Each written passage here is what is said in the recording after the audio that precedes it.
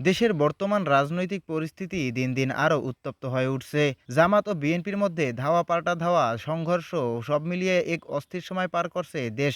এই পরিস্থিতি নিয়ে মুখ খুলছেন হাসনাত আবদুল্লাহ। তিনি বলেন, বর্তমান পরিস্থিতি অত্যন্ত উদ্বেগজনক এবং সরকার বারবার একই ভুল করছে। তার বক্তব্যে উঠে আসে সাবেক প্রধানমন্ত্রী শেখ হাসিনা এর প্রসঙ্গ। তিনি প্রশ্ন তোলেন, সরকার কি আবার সেই পুরনো পথেই হাঁটছে? তিনি আরও বলেন, এই ধরনের রাজনৈতিক সংঘর্ষ দেশের জন্য ভালো কিছু বয়ে আনবে না।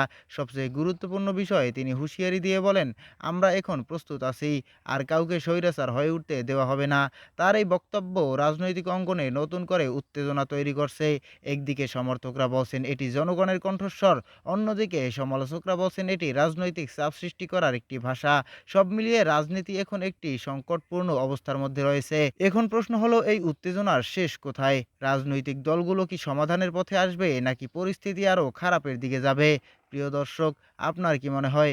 কমেন্টে আপনার মতামত জানান। ভিডিওটি ভালো লাগলে লাইক, শেয়ার এবং সাবস্ক্রাইব করতে ভুলবেন না।